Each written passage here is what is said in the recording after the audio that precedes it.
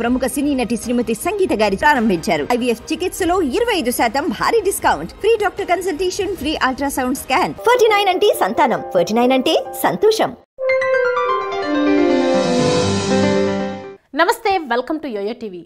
TBJP శాసనసభాపక్ష నేత Aleti Maheshwar Reddy Congress target గా పావులు కదుపుతున్నారు. బీఆర్ఎస్ ను కాస్త సైడ్ చేసిన ఆయన అధికార పార్టీ మంత్రులు ముఖ్యమంత్రిపై అవినీతి ఆరోపణలు చేస్తున్నారు.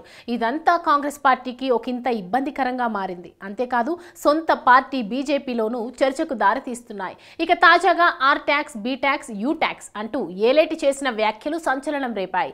ఏకంగా లోక్సభ ఎన్నికల ప్రచారంలో ప్రధానమంత్రి నరేంద్ర మోడీ కూడా RRR ట్యాక్స్ అని ఆరోపించడం కాంగ్రెస్ పార్టీకి ఎన్నికల్లో నష్టం చేకూర్చింది.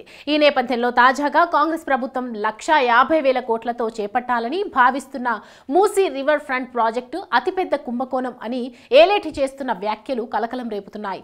మూసీ ప్రాజెక్టును ఏటీఎంగా మార్చుకునేందుకు రాష్ట్ర ప్రభుత్వం ప్రయత్నిస్తుందని, కేంద్ర ప్రభుత్వం అమృత్ పథకం కింద ఇచ్చిన 3,500 కోట్ల రూపంలో రాష్ట్రంలోని ఆస్థాన గుత్తేదారులు పంచుకున్నారని, దీని మీద విచారణ జరిపించాలని ఏలేటి డిమాండ్ చేశారు. గతంలో కాంగ్రెస్ పార్టీలో ఉన్న ఏలేటి 2023 ఎన్నికలకు ముందు బీజేపీలో చేరారు. ఏలేటి సీనియారిటీని గుర్తిస్తూ బీజేపీ అతడిని బీజేపీ ఎల్పీ నేతగా నియమించింది. ఈ నేపథ్యంలో అందరూ శాసనసభ్యులను సమన్వయం చేసి రాష్ట్ర అధ్యక్షుడితో చర్చించి ఆరోపణలు చేయాల్సి ఉండగా అసలు పార్టీలో తాను చేసే ఆరోపణలపై ఎవరికీ సమాచారం ఇవ్వడం లేదని బీజేపీ వర్గాలు చెబుతున్నాయి.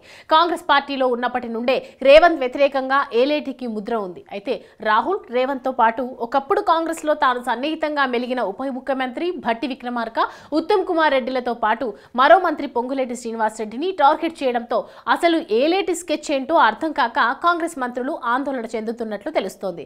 అసలు ఈ ఆరోపణలకు సంబంధించి ఏలేటి వద్ద ఏం ఆధారాలున్నాయి, ఆయన ఏం చేయబోతున్నాడు అన్నది తెలియాలంటే కొద్ది రోజులు వెయిట్ చేయక తప్పదు.